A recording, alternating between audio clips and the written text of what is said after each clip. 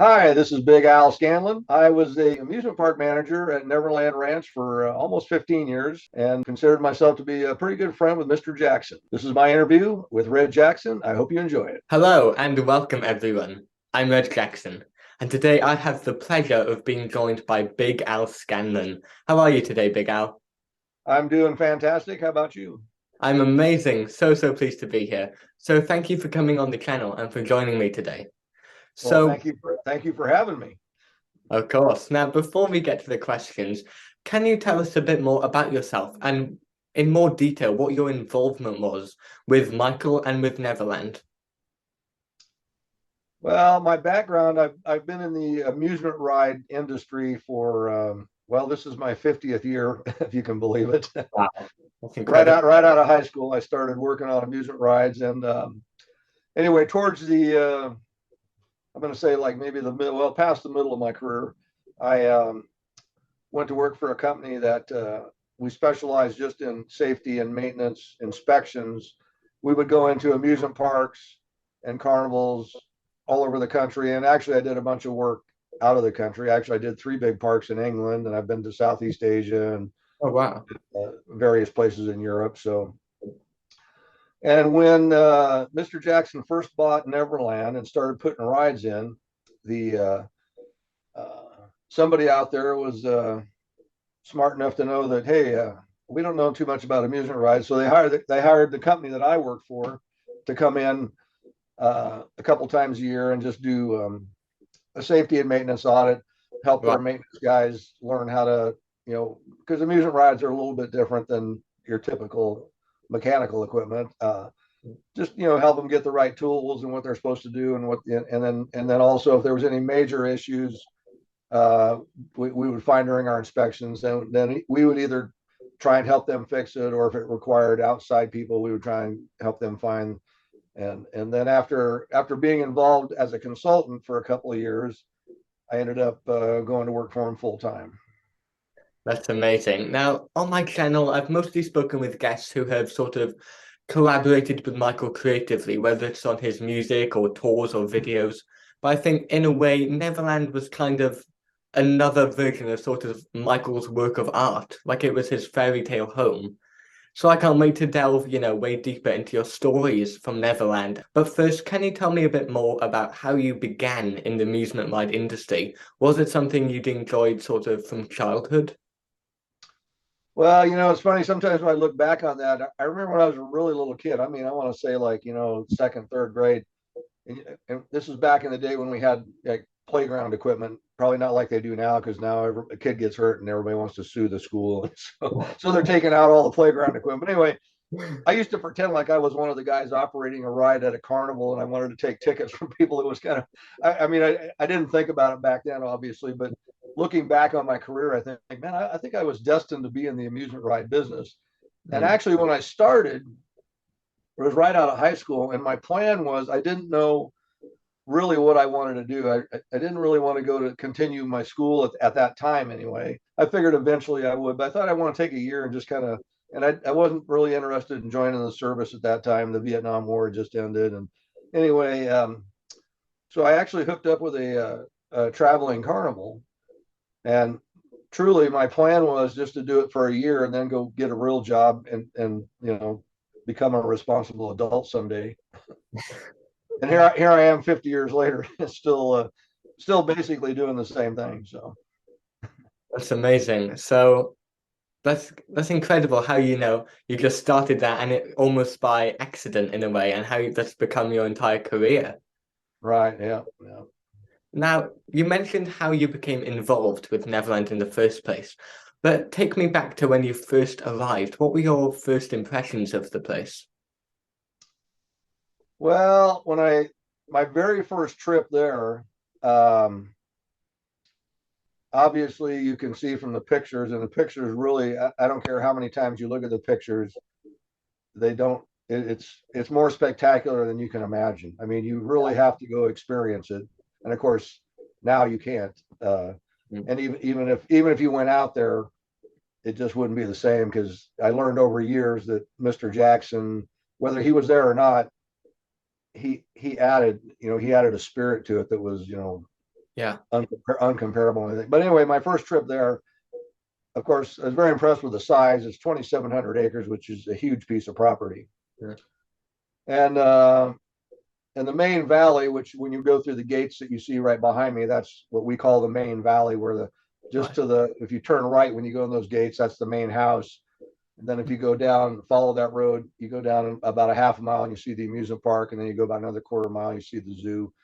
Um, that whole area was, with beautiful yards and flowers, very well maintained, like a golf course. I mean, it was beautiful. The rest of the whole ranch was just raw, thousands of sycamore and oak trees, and like it was, hundreds of years ago.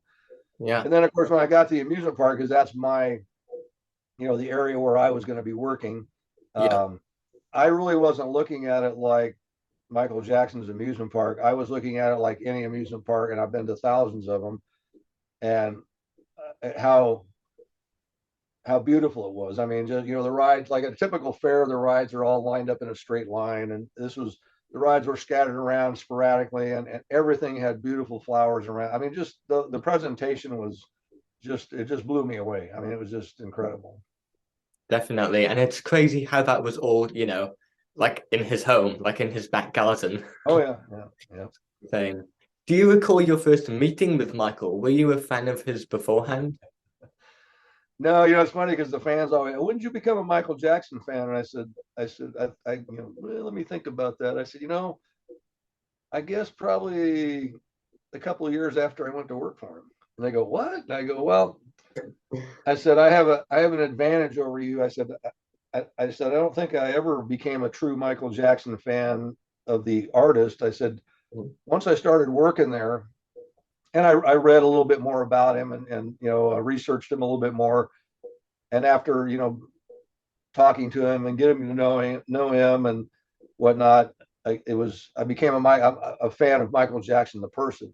I mean, now over the years I've developed I don't know what you'd call it, being a true fan of his music, but I do like his music. And I never didn't like his music, but I grew up listening to like Pink Floyd and Jimi Hendrix and all that stuff that now they call classic rock and roll. Yeah. And but after working for him for a while and listening to the song, I'm really listening to the songs like a fan should listen to them, and understanding how deep some of his messages were, and how much they meant to him, and how positive they were for how they really everybody in the world should follow some of his messages. So over the years, I've definitely became a fan of his music. But when I first started working there, I wasn't starstruck and wasn't a fan, which is probably beneficial to me because I don't Yeah. think he wants a bunch of starstruck people working for him, because it distracts what you're supposed to be doing. So Absolutely. yeah. Now, can you take me to your first meeting with Michael? What was that like? Actually, I do, and I'm horrible with date when people say what was the date of that? What was the date of that? And I'm really bad with that. But I absolutely remember my very first meeting. And when I tell you the story, and I'm sure a bunch of people out there have heard it, but my true first, what I would say, meeting with him was, I'd been working at the ranch for a couple of weeks, and he actually had not been on property yet. And I believe it was a summer day. It was kind of warm that day. And when Mr. Jackson was home, or if we had VIP guests, the uniform of the people that worked in the amusement park was black dress pants, black dress shoes, a white dress shirt, a black tie, and a black vest.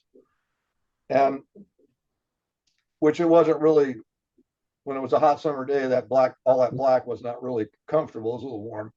But anyway, we got the message that Mr. Jackson and some guests were heading towards the amusement park. So we're just, going around making sure that we're ready for him. And since it was kind of a warm day, and I thought, well, maybe we had a little kiosk in the park. It was a really, really nice looking kiosk, but it had a snow cone machine on it.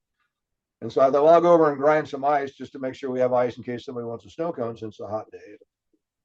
And it was very close to the front of the amusement park, right next to there was a little garden behind it about 6 foot wide that ran the whole front of the amusement park. And then right on the other side of that was the railroad tracks. And so I'm over there grinding ice, and I can hear the tire, where the railroad tracks were. There was cement, that when they lay the cement down and it's wet, they have a stamp they put on it, and it makes it look like old fashioned, brick, like flat rock streets. Wow. Yeah. And so it's got some creases in it, where the stamps were to make it look like rocks, flat rocks. And so when the golf cart drives over it, you can hear the tires making noise. So I know they're driving down the railroad tracks and on the cement. And I just keep going about what I'm doing, and I'm thinking, oh, this is going to be my first time. And I really hadn't thought about it before that, but I like, what's this going to be like? I mean, this guy, I'm not a starstruck person, but this is the biggest, Yeah. star, the biggest celebrity in the world, undoubtedly, So, so anyway, the golf cart stops behind me, or I hear the noise stop, so I'm assuming they're stopped behind me, and I hear Michael's voice, and he says, "Sure is a hot day today, isn't it?" And I just kind of glanced over my shoulder to acknowledge, that I wanted to look at him, acknowledge. I said, "Yeah, it sure is," and I went back to grinding ice, and all of a sudden, a water balloon hits me right in the middle of the back. And then I hear the tires. I hear the golf cart take off because I hear the tires again on the. And Michael's got a laugh. I mean, it's like you could hear it through the entire valley. He's got this laugh that is so loud. And I heard him say, "It wasn't me."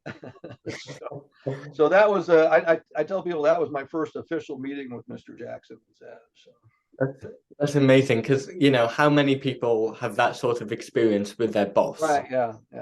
But I remember it was kind of refreshing because the cool water, And then I thought to myself, I think this is going to be, because like I said, I've only been there a couple of weeks. I said, I think this is going to be a fun place to work. Absolutely. Right.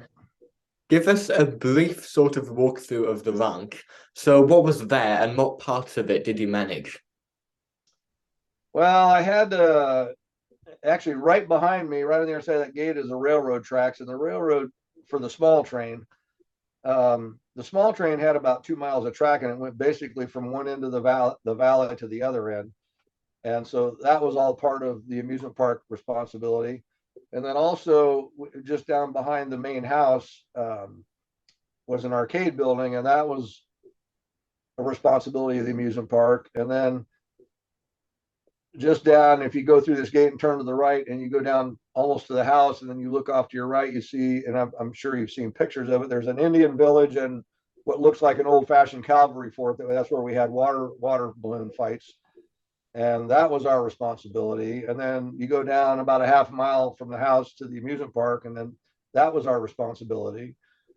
And then once we got the steam train, of course, then we had a whole other set of tracks that they didn't run quite. It was only about a mile of track, but it basically it was cut into the side of the mountain and went from one side of the hill or valley to the other. So, wow. Now, yeah, I had a pretty, as far as the amusement park duties, and then again, and during events between, once we had 2 trains there, between both trains, our department was basically, we were transporting the guests from, during a typical event, we'd have 60 to 100 people. We'd split them up into 2 groups, and one group would get on the small train and go to the zoo, and that would take 45 minutes or so. And then the other group would go to the arcade, and then that group would take, or then they would swap. The group that was in the arcade would go to the zoo, and the group that was in the zoo would go to the arcade. Right. And then we do big Santa Maria style lunch for them, and then they go into the movie theater and watch a movie, and then they come out and we do the amusement park for the very last, and then we give them some souvenir bags with a bunch of Neverland stuff and put them on their bus and back to wherever they came from. So the amusement park was involved in a lot of the guest activity and hospitality. Yeah. Wow. Now, did you have a favorite aspect or favorite area of the amusement park? Well, once we got the steam train, that was absolutely my favorite area. I absolutely loved it. It's funny because there's a picture out there. Actually, there's a picture of me and Mr. Jackson in front of the small train. That picture was taken during the Life magazine shoot. It didn't get in the magazine, which at the time I was glad it didn't, because I didn't want people to know who I was. I didn't want the tabloid people going through my trash or whatever. But it's funny because I got called to go down and meet them at the backyard. They'd been taking pictures in the backyard, and Michael wanted to go to the amusement park and take pictures there.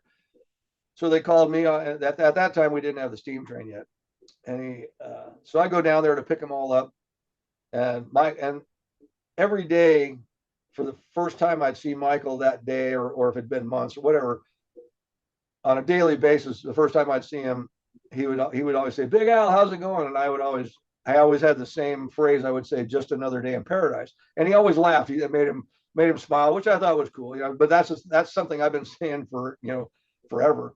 But anyway, so the photographer, he said, "Oh, I like that." So he told his assistant, "Write that down." And actually, if you get the Life magazine thing, you'll see the very first paragraph there. He talks about Michael and I meeting and me saying, "Just another day in paradise." But anyway, so if you look at this picture, because the photographer said, "Just stand there and look at each other and act like you're having a conversation." So I'm standing there staring at Michael. I don't know what to say, and he just starts talking. And he goes, "Big Al, we're getting a steam train." And I'm just like, "Oh my God," because I've been doing this for, like I said, forever, taking care of amusement rides. And steam trains, as cool as they are a huge amount of maintenance, and there's a big safety factor. Basically, a steam train, the way I describe it is, it's a grenade the size of a Volkswagen. So there's a lot of safety involved, a lot of maintenance, and whatnot. So I'm looking at him like, I really want to say, "No, we're not getting a steam train. We don't want a steam train." They'd make replicas that everybody would think it was a steam train, but it doesn't have a boiler. But anyway, so that was the first time I'd ever got word that we were getting a steam train. And I actually took the general contractor and the manager to Knott's Berry Farm, because I'd done a bunch of work at Knott's, and they had live steam. And not too many amusement parks have live steam because it is such a safety risk. But Knott's and Disney both still have live steam. Anyway, we went down there for the day, and the general contractor and the ranch manager both agreed with me that we do not want a steam train. But they both said, they referred to Michael as the kid. He goes, "The kid wants one." But once we got it, I was absolutely in love with it. First of all, there's a plaque, and I wish I would have been able to get a picture of this plaque. There's a plaque in the steam train depot. It had a picture of Michael's mom when she was probably in her, I don't know, 30s, I guess, and this beautiful paragraph that Michael wrote underneath about the loving care that she put into raising the family. And then he talks about the loving care that went into restoring the steam train, and it was named Catherine after her, of course. And so I mean, there was just so much history behind that thing, and it was my baby. I mean, I absolutely loved that steam train. That was as far as the amusement park, that was my favorite thing, was the steam train. Yeah. So you worked at Neverland for almost 15 years. So how would you say it's maybe developed or changed over the years? It really didn't change a whole lot. I mean, we added a few rides. We added some kiddie rides, of course, because Michael had some kids. So we wanted, because most all the rides there were like teenage. If you were at a typical carnival or amusement park, it was it was like the what we'd call the spectaculars or the thrill rides. Most of them were.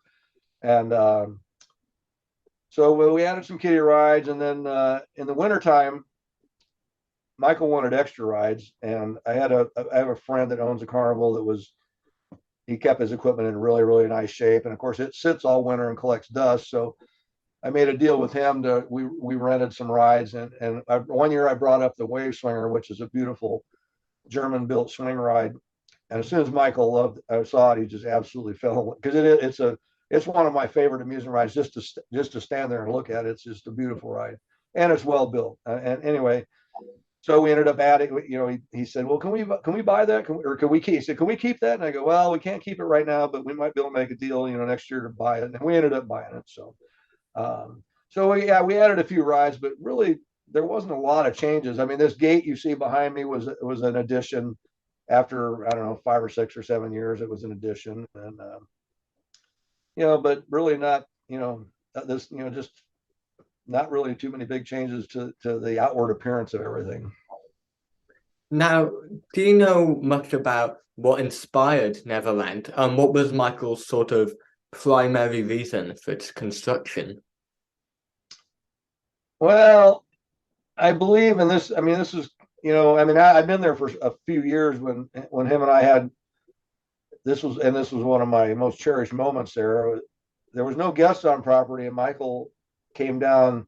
I was actually in my office, which was behind the Sea Dragon, and I was probably doing something really important like playing solitaire on the computer. But anyway, he comes in and he wanted to change what was on the Jumbotron. We had the Jumbotron that he used on the tour was actually set up in the amusement park. Wow. And when you see the Jumbotron on tour, what you're actually seeing, you're seeing a Jumbotron on stage right and stage left. Mm. Well, when we put it up at the amusement park, we put those two together, so it was one very huge Jumbotron. And they just have to reconfigure some things in the computer, but it becomes one big picture instead of two individual pictures. Anyway, and so I showed him where all the movies that we had. There were DVDs were not in yet. It was laser discs, and we had VHS, and we had some 3/4 inch tape and whatnot. And anyway, it was funny because all we played, and I was told by somebody, just play the cartoon version of Peter Pan. Do not play anything else. And it doesn't matter to me, but I thought, well, why do they have, why did they bring me, 100 freaking movies and if all I can play is Peter Pan? And of course, when you're working in the park and you hear that, I mean, I could at one point, I'm sure I could recite that entire movie word for word in my sleep because I'd heard it 1,000 times or more. But anyway, so he's looking through all these DVD or all these laser discs we have and all these videos, and he picks the movie Hook, which I'm thinking to myself, well, there's a reach right there. That's like that's basically the same story, only live actors. Although I did like it because I've always been a Robin Williams fan, and so he says, "Can you put this on?" And so I put it on, and it's in the middle of the day, and I'm thinking, okay, he's just going to drive off, and I'll be watching that the rest of the day. And he started to walk out the door, and he says, "Here, walk with me." So we walked out there, and we sat down at a picnic table, and we're sitting there. It's under this big, huge sycamore tree there in the middle of the amusement park, right in front of the Jumbotron. And we sat there and watched the movie. And he's talking about the movie, and he was there when they did this, and he helped give him some ideas for designing this set or whatever, and which No. was all interesting to me. And then he just started talking about Neverland, and I really got a really good feel during that conversation of just how, I mean, I thought the place was beautiful. And I loved what he did there. Uh, and when I first started working there, I had no idea about how many, charity events we did. I mean, I just thought this stuff was in the backyard. So when he came home from whatever he was doing, he could ride rides. I had no idea about all the stuff we did, Mm. for the different charity groups. But anyway, when we had this conversation, I mean, you could just hear it in his voice and see it in his eyes that this was like he built that place. He must have had a vision a long time ago about having a place like this where he could do this charity work. I mean, it had nothing to do with him. He wanted some place. Well, I'm sure he wanted some place he could rest and relax, after he was out of the studio or off a tour. But he really built this place just to do those charity events. Mm. He just wanted a place where people could go, especially kids in the hospital or inner city kids, where they could go and have the place completely themselves, not have to stand in line, not have to pay any money, be able to experience all this stuff. The zoo.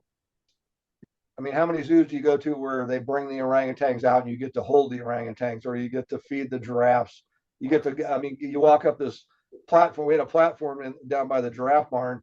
You walk up a set of stairs and you're like face to face with these giraffes, and you get to feed them leaves and vegetables and stuff. And Oh my gosh.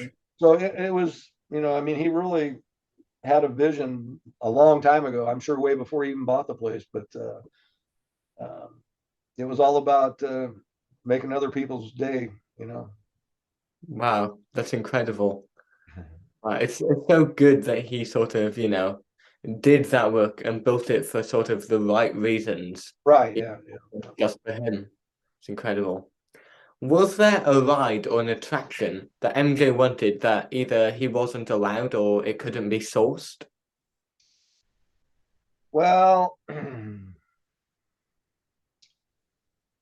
yeah, one time he asked me, there's a trade show called IAAPA. It's the International Association of Amusement Parks and Attractions. And it actually is going on next week in Orlando. Hmm. And I used to go to it all the time. I don't go to it all the time now because it's really, I don't, there's no need for me, but he knew all about it. And he knew when I went, somehow he knew. And he would always ask me about, bring back brochures because they have all the big ride manufacturers there, and they have brochures and videos and whatnot. And there was a roller coaster company that has built a lot of roller coasters across the United States called B&M, and it's two guys and their names. One of them starts with B&M, but they're European names that I can't pronounce. But anyway, they are like the Rolls Royce of roller coasters for amusement parks. I mean, and I think Magic Mountain, which was our closest local amusement park, had put in a B&M coaster. I can't remember which one it was, but I don't know if he went there and rode it or if he had seen videos of it because they were obviously advertised a lot of it. One day he was looking through all these magazines and stuff that I brought back from the trade show, and he goes, "I want one." And of course, I didn't have one from B&M roller coasters because I just thought that was not something that was ever going to happen at Neverland because they're huge. I mean, and they're a lot of money. And Yeah. Anyway, he said, and I don't know if it was Batman or whatever it was. He goes, I want to get a Batman or whatever the coaster was. I looked at it, and so I explained to him, that's it's a pretty big deal. I said, actually, there's like a 5-year waiting list to get one of those because the two guys that at that time, I don't know if their company is structured the same now as it was back then, but one of the two main guys was involved in every build, and they were so well built that every amusement park in the whole world wanted one that could afford it. I mean, I think their base model probably started at 10 or 12 $1 million, but everybody wanted one. And of course, you give them a deposit, and they have to come out and survey. It's not like a car where they mass produce them and then we just drive it up to your driveway. They have to come out and survey the land where it's going because it has to be every one of them is custom built to a certain layout of plan. What the elevations are. Is there, are you going to go into the side of the mountain? Are you going to go through a mountain? Or, what are you going to have a water? I mean, so they have to. So it's a pretty big deal. So there was, he wasn't happy about hearing that, and I don't think. I mean, even if they would have had one ready to go, we couldn't. I don't think we could do it because of the restrictions from Santa Barbara County. The ranch was. I don't know if I have all the terminology correct, but a piece of property that big in Santa Barbara County to pay land tax on it would just be insane amount of money. Mm-hmm. But the fact that we were actually considered a working cattle ranch, we got what's called, I think it's called an agricultural preserve status. So that takes the land tax and just about eliminates it. But it comes with some rules and regulations. We have so much of the land has to stay undeveloped because you have to have cattle. I mean, our ag preserve was on cattle. We had like 400 head of cattle, or I don't remember what the number was, but it wasn't, it wasn't Michael's cattle. It wasn't our brand. A cattle company comes in and uses our land, and they have some place to have their cattle, and we get a break on the land taxes. So I don't think and actually I was trying to explain to Michael about how the county works, and because I don't want to feed him too much information, but I don't want him to think I'm just saying no, he can't have it. I'm trying to explain to him that, and I was making a joke, but he kind of looked at me like he thought I was serious, and I had to explain. I said the county, we really can't develop anymore because we have this ag preserve for the cattle, and I said unless we could convince the county that the cattle were going to ride the roller coaster. And he looked. I mean, I know he knows I was joking, but he kind of looked at me like, "What?" So, but anyway, I don't think a big. I mean, I would have loved to. And actually, one winter I rented. There was only 2 portable looping roller coasters in the United States, and one of them was owned by some people I know, And so we made a deal to actually rent it, and he just thought that was the coolest thing. It wasn't as big as one of those something that you would see at an amusement park, but it was for a portable. It was a pretty elaborate. Had some nice dips in it. And had a big loop, and so Fascinating. Wow. You often had disadvantaged children come to Neverland. So how often would that happen, and how would the day typically go? well, in this part of California, where they refer to it as the Central Coast. It's definitely not Central California, but for some reason they call it the Central Coast. The weather is actually just about like it is behind me there in that picture. It's like that about 80% of the year. But in the wintertime, we can get some very, very heavy rains. Mm. So typically, what we would do is we would try to do, because Mr. Jackson did not want the kids to look forward to coming to the ranch and then having to get canceled for weather. Yeah. So in the wintertime, we usually didn't do too many. But we tried to make up for it in the summer. We tried to do at least 2 a week, sometimes 3 a week, all through the summer and the spring. Just that couple of months in the winter when we had rain, we usually, sometimes we, if it was something local that was a real small group and they didn't have to travel a long ways, we might do that. But some of these kids, some of them came from out of the country. We had an orphanage up from Mexico. We had a hospital wing from Australia. I mean, they came into the United States and did other things like Universal and Disney and whatnot. But part of their deal was coming to Neverland, and so. But yeah, usually 2 or 3 a week for most of the year. And would Michael always be there?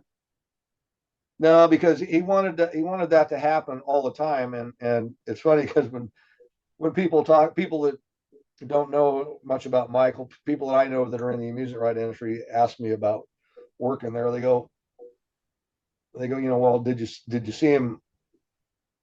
Did you see Michael a lot? And I go, well, I saw him whenever he was home. I said, but he had a job, believe it or not. He worked for a living. And I said, and when he was on tour, sometimes that was like, months at a time. Sometimes, I think his tours go like 18 months. There might be a month or two break in between where he'd come home, but I mean, he'd be gone.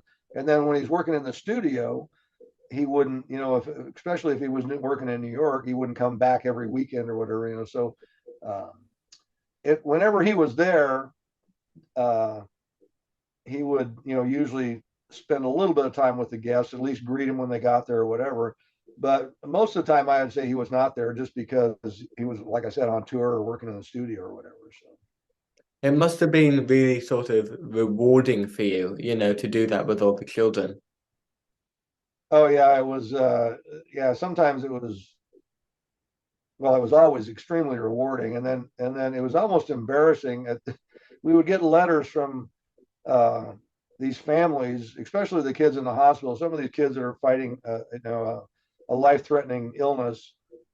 We would get letters from these families and the siblings. We'd let when it was a hospital group, they usually got to bring whoever they wanted to bring. Each kid, because they're terminally ill kids, and I can tell you this from personal experience.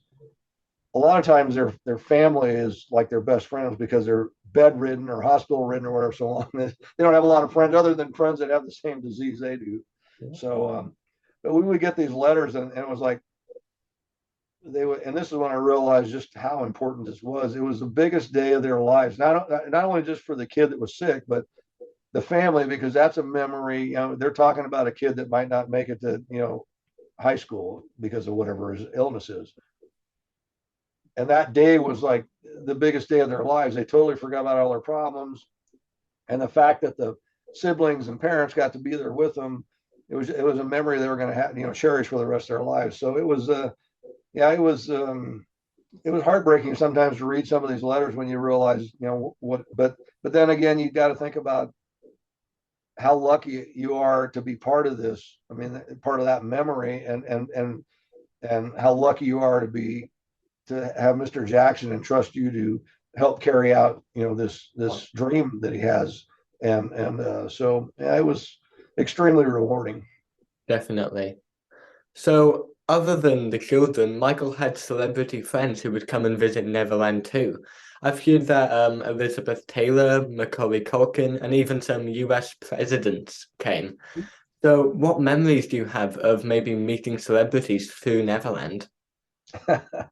Well, I'd have to start off with saying, because people always ask me about all the different people I met, who is your favorite, of all the famous people or whatever. And of course, a lot of people out there are going to have to Google this name because, this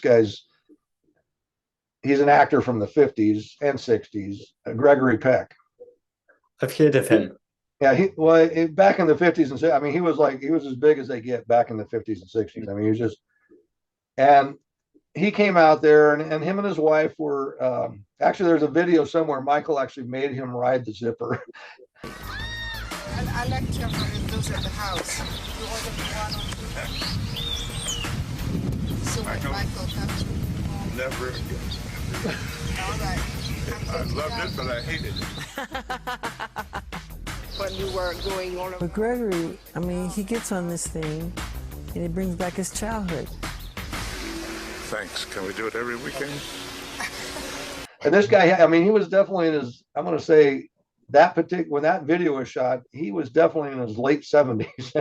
And the zipper is a pretty brutal ride. I mean, you're going in several directions at the same time, and but anyway, him and his wife were there, and I don't remember if it was his son and daughter-in-law or daughter and son-in-law, but and then a couple of grandkids. And he came down to the park with the grandkids and his kids, and he was up there in age, so he wasn't going to walk around, but all the kiddie rides were kind of close to this one same tree that Mr. Jackson and I sat under and watched Hook. Gregory Peck and I are sitting there because I got a couple of guys working in the park that day, so they're taking the kid. They're just going to one ride at a time, so they're taking the kids around. I just sat down and started talking to Mr. Peck, and he just asked me, well, at first he starts talking about Neverland just like everybody does, like, man, this place, and then he says, he asked me, he says, well, kind of like this interview, how'd you get started there? And then he started. And then one question led to another about, starting out in the carnival business and this and that. And we talked for like an hour. And it was me talking the whole time, but he kept asking me more questions, and I kept, answering his questions. And when it was finally time to get up and leave, we stood up and he shook my hand. And I'm sure you've had people in your life do this, where when they shake your hand or give you a hug or whatever, you just get this feeling of how sincere that person is. I mean, it's not just a friendly gesture. These people mean it from the heart. This guy, he went to shake my hand, then he put both of his hands on, shook my hand, then put his other hand on the back of my hand, and he shook my hand for a couple of minutes, and he goes, "You are a fascinating person." I'm thinking to myself, here's a guy that's like one of the biggest movie stars from back in the day, and he's fascinated by my story of growing up on a carnival. So I always tell people that was probably one of my favorite celebrity stories of all the celebrities I met. So, wow. I mean, there's a funny story about, I don't remember which president it was, but one of the other things I did at the ranch, because I have a friend that's a Motorola dealer, and we had two-way radios at the ranch, and I upgraded the system. I got us more radios, and I got what's called repeaters, because it's such a big piece of property. These repeaters, they boost the signal, so you get a clear signal through the whole ranch. And we had one channel, which was, when you got 100 people with radios, it's kind of hard to talk on one channel because everybody's trying to talk. So I broke all the departments up. I think we had 6 channels total, and I had all that information. Well, I'm in my office, and we didn't have guests yet, and there was a president coming, or an ex-president coming, in sometime in the next few days. And when I'm in my office, my back actually faces the door. But I could hear somebody came in, and I turned around, and it's a person in a suit, and I can tell that they're from the bulge that they have a gun underneath their thing. And anyway, they whipped out a Secret Service badge, and they said, "Are you Big Al?" And I'm thinking, what the hell did I do? I'm in trouble with the Secret Service. I said, yeah. And they said, well, we need all your radio frequencies. You have a copy of the radio frequencies? And I go, oh yeah, I can do that. So I printed them out a copy of the radio frequencies, because I guess that's part of their, surveying the situation before the president arrives, or the ex-president, whatever it was. Yeah. So, then of course Macaulay Culkin. Yeah, there's a million stories about Mac. He was actually a really, really good kid. I like Mac. And yeah, a lot of celebrities. Elizabeth Taylor. There's a magazine, I think they only did a few issues. It was an entertainment magazine called Talk. And I can't remember if it was their first issue or second issue, but it was Elizabeth Taylor was on the cover, and the whole photo shoot was done at the ranch. And we didn't have any guests, but Michael was home, and he saw me and he said, Elizabeth Taylor's coming. Well, he called her Liz. Liz is coming in today. And he goes, I want you to hang out with her all day. Just hang out, just stay in the background, hang out. And whatever she wants, make sure it happens. If she wants to get away from those people, get her, whatever. I said, oh, that sounds like a tough day. So, and she actually flew up in a helicopter, and I went and met her at the helicopter. I helped her get out, and we're getting out of the helicopter, and she's giving me her whole medical history of all the surgery. I mean, she was so personable. I mean, it was just, I'm thinking, she's like Gregory Peck, another big A-lister from the olden days. And, but she just immediately, I told her I was Big Al, and of course she laughed at that, and she started telling her about it, and she just immediately, you would have thought we grew up together, because she just, we're just laughing and joking about everything. And I spent the whole entire day with her, and that was actually a fun thing there. I bet. Wow. I mean, what an experience. So, did you ever witness Michael sort of, creating whilst at Neverland? Would you see him, singing, songwriting, dancing at all? Dancing a lot, singing. I heard him sing "Happy Birthday," which is quite a story. And I mean, I'd gone by where the small train was parked. You had to walk past the famous giving tree. And since my first meeting with Michael and the water balloon, every time I'd walk past the giving tree, I'd always look to see if he's up there going to throw a water balloon at me.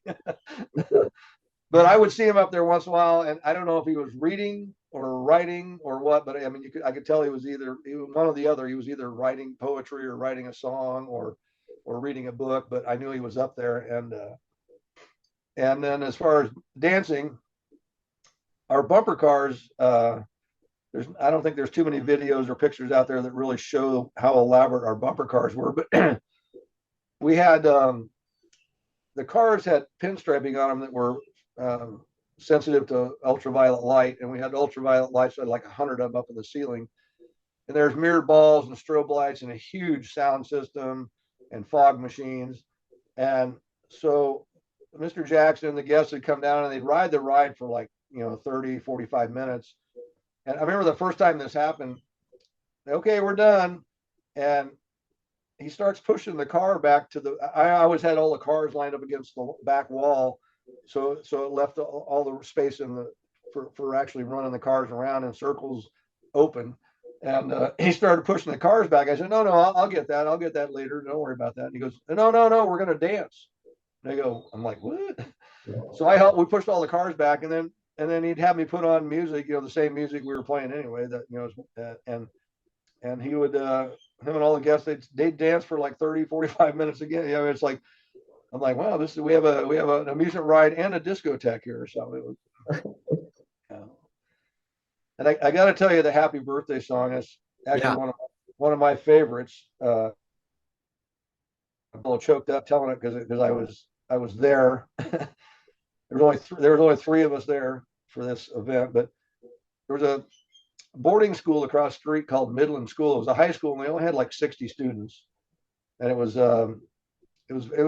very expensive to go to. It was like the cost of a university almost, I think. But anyway, since they were neighbors, Michael wanted us to do a party for him every once in a while, and so we would do that. Well, this particular party we did, and it might have been, I don't think it was the first one, but anyway, it doesn't matter. This particular party we did, he was there, and it was kind of a short party because they're in school, and they have a schedule they have to go by, and they can't deviate from it. But after dinner, we bring half of the students over. I think the first time we brought the whole school over, and the headmaster said we can't bring them all over at once. We have to split it up because we really appreciate this, and if they want to do it again. So anyway, so this particular night we had I think it was the upperclassmen, so it'd be the soft or juniors and seniors. I think that's what it was. And it's kind of a short night. They basically walk over, they go in the arcade, and Michael was in there with them in the photo booth, taking pictures, signing autographs, and having a good time. And then we take a steam train ride down to the theater and watch Ghosts. And then they go to the amusement park for about 30 minutes, and then I take them steam train ride back up, and then they walk back to the school. So it's kind of a short, just a couple hours. And so anyway, we got them in the movie theater, and every time when we'd show Ghosts, I would tell people, because at that time, it still isn't very widely released, and you really couldn't see it anywhere except for Neverland. I mean, there was VHS copies of it out there, but it was very limited. So anyway, I would tell people a little bit about, Stan Winston, who did the special effects and was one of the directors, and Mr. Jackson and Stephen King wrote the storyline behind it. And I tell them, now, you got to pay attention during the credits, watch the credits, because it shows Mr. Jackson getting made up into different characters. He plays 5 different characters, and you won't recognize him during the video. And so then I give the projectionist a thumbs up. He starts it, and then I go out front, and I was stealing a Dr. Pepper or something, and Michael comes out, and he goes, Big Al, he goes, there's a girl in there who it's her 16th birthday. And he goes, when the credits start, and I'm already getting a little attitude because I told him, I gave him instructions. But anyway, he goes, when the credits start, I want you to get her and bring her into the dance studio. It's a big, long, it's like 40-foot long, just one big room with mirrors all on one side, all sound equipment on the other side, and it's a hardwood floor where he practices dancing. And all the way at the very end, and it's not really, the lights are kind of dim in there, but all the way at the end, there's this old antique, I think it was black or dark brown rocking chair. So anyway, now I don't know whose birthday it is, so I have to go in and find one of the headmasters, who luckily was sitting right at the very back, right by the door. So I tapped him on the shoulder and I said, whose birthday is it? And he pointed out the person. So I went and got her, and I said, you need to come with me. Somebody wants to talk to you. And she's looking at me like I was some kind of monster. She didn't know. I mean, she knew that I was, somebody that worked at Neverland, but she didn't understand what was going on here. She was a little nervous about it. So we walk out into the snack bar, and there's nobody there. So now she's even more nervous and skeptical. And I said, no, I said, he's over here. So I opened the door, and I have no idea what's going to happen. I'm just following the directions I got from Mr. Jackson. And she's looking at me and looking in there, and I go, he's sitting down there in that chair. And I could see the top of his foot. He was wearing one of his black fedoras. I could see that. And so she walks down there, and I'm thinking, it's none of my business. I should just close the door and leave, but I couldn't. I had to go. I had to see what's going to happen here. Yeah. And the perfect entertainer he is. He's aware of everything that's going on around him. The second she walks up next to the chair, he rolls out of the chair and takes her hand and saying happy birthday to her. And I just about died right there. I just thought that is the coolest thing.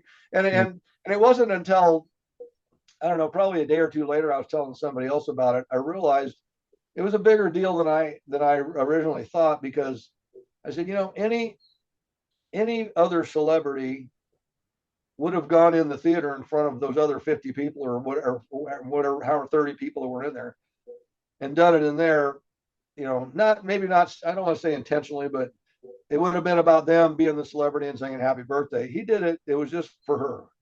It wasn't for him. It wasn't for anybody. It was just for her. And I just thought that was really cool that he did that. Absolutely. Getting to hear Michael saying, even if it's happy birthday.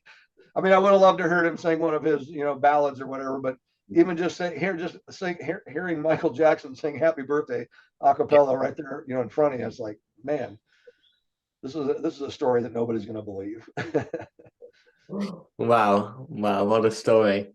Now, on tour, Michael would often reward his tour crew members by sort of renting out Disneyland or that sort of thing. Did he ever do anything for the Neverland employees? Oh yeah. Well, we got very nice letter and gift card, usually at Thanksgiving and Christmas. And I think when he first bought the ranch, he gave all of the, I don't know if it was every employee, but at least the supervisors all got a world tour jacket. That was kind of nice.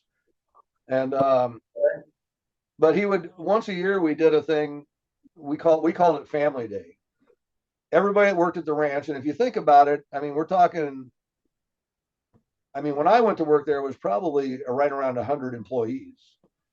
And when you think about somebody's house and 100 employees, that's, you know, Yeah. and then of course their families. So anyway, the Family Day consisted of a typical Neverland event, only instead of having the, you know, the inner city kids or the kids from the hospital or the, you know, auction winners or whatever, it was basically all the Neverland employees and their families. So yeah, we would do that once a year, and then usually invited up some of the people from the tour. I mean, some of the people from MJJ Productions. I remember the guys from Rocket Cargo, which was the company that did all the logistics of moving his tour all over the world. Which that's the business they're in. They're basically in the tour business, you know.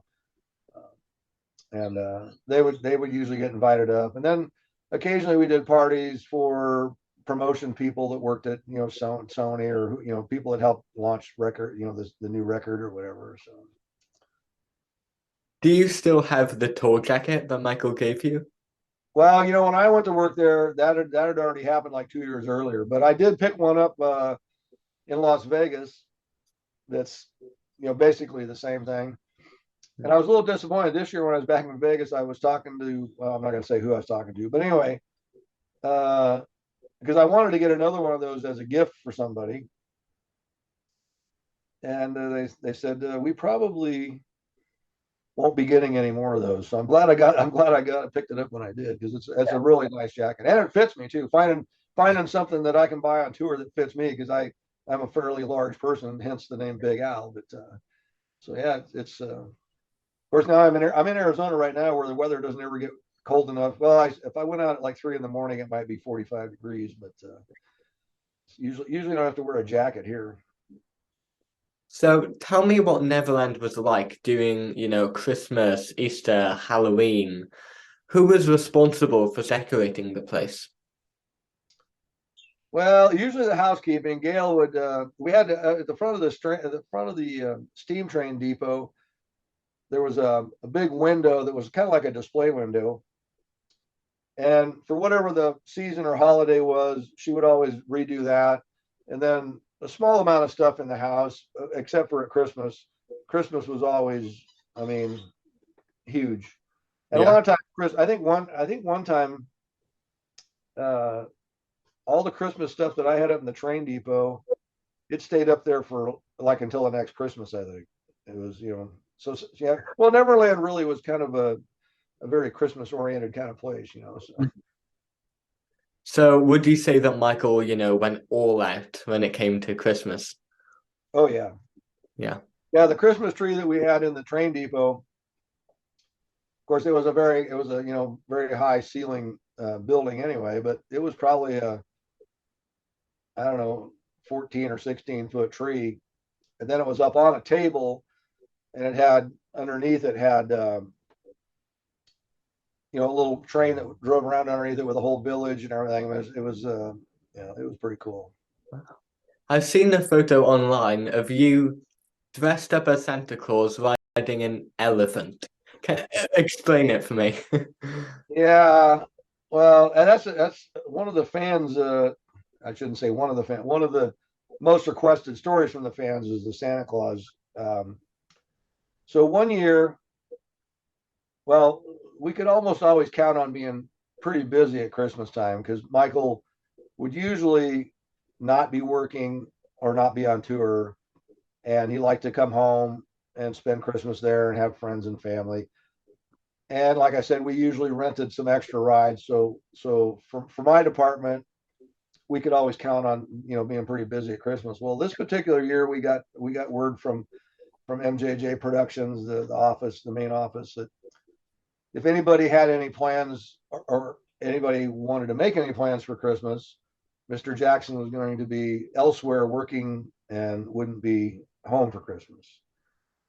So I let all of my guys know in the park, and the only one of them who had quite a few, like I want to say 4 or 5, maybe 6 weeks of vacation time coming.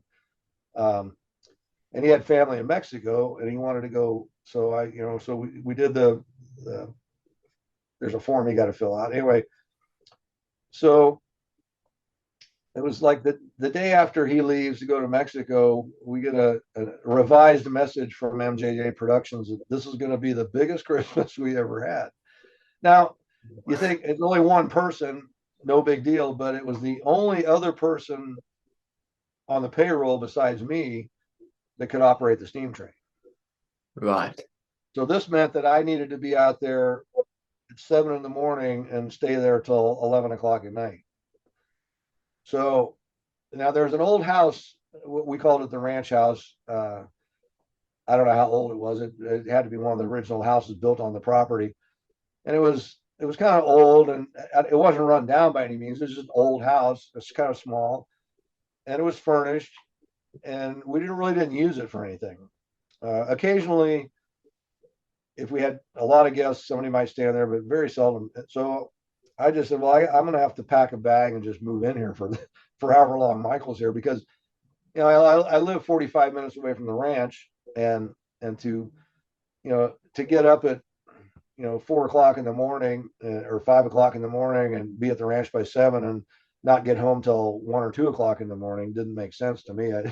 So now Mr. Jackson and the guests show up. We're moving. Everything's going just great. It was kind of nice being right on. As soon as I woke up, I could drink a cup of coffee, get in my golf cart and drive down and start the steam train and do all that stuff, because that takes a little while. And anyway, we've been there like a week or 10 days, maybe 2 weeks, and everything's going great. And I'm putting in some long hours, but it's, I'm not complaining. It was a fun place to work, so I didn't mind it.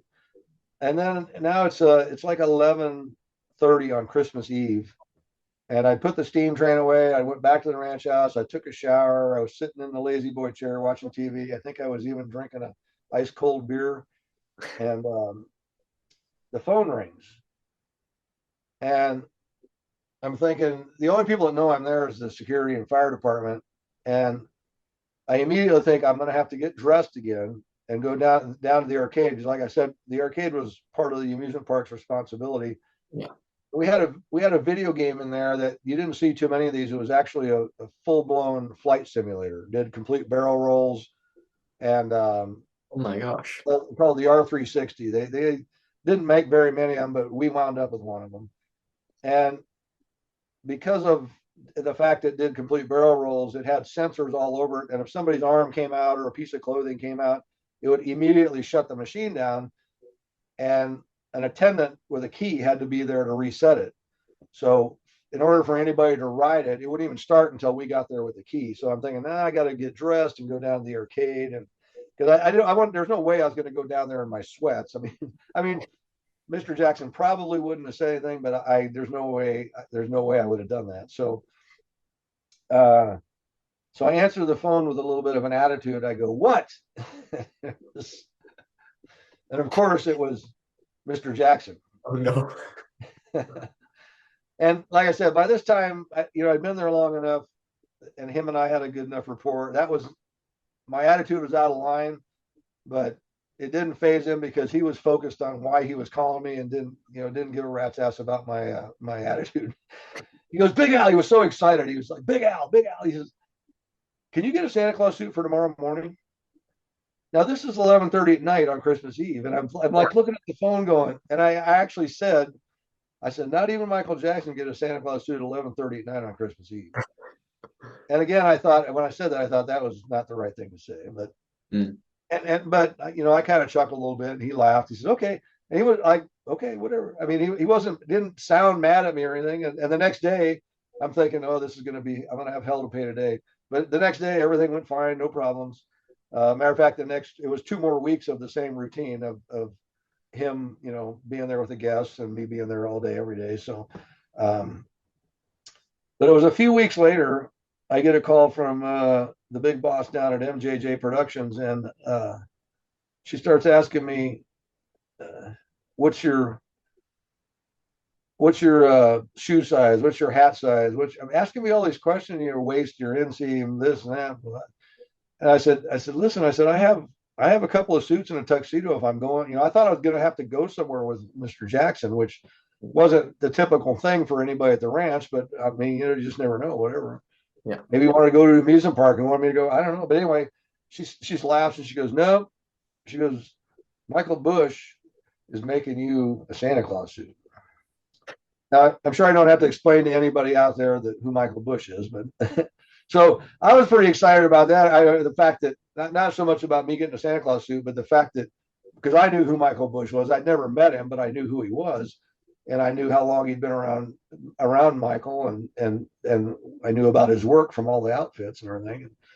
So I was pretty excited about that. And so anyway, I wound up with a very nice Santa Claus suit, and the picture you see there was me wearing that suit riding the elephant. And the reason I was riding the elephant was we had a guy that we had 3 elephants on the ranch, but one of them wasn't ours. It belonged to another guy that did a lot of stuff in the movie industry and the music video industry, and our property was obviously much bigger than his, and so if he had long periods of time where his elephant wasn't working, he would bring it up there, and he was very knowledgeable on animals, and he would work with our people in the elephant department, and his elephant was so well trained, and elephants like being in herds anyway, and they pick up from the other two, our 2 elephants pick up behavior from this elephant, and that elephant was so well trained it just helped our elephants become very well trained. And anyway, the girls in the elephant department wanted to do a thank you card, and they got permission to take a picture. So they wanted to do a picture. They were going to give it to him around Christmas, and they wanted Santa Claus. So that's where the Santa Claus riding the elephant. Right. Well, sense now.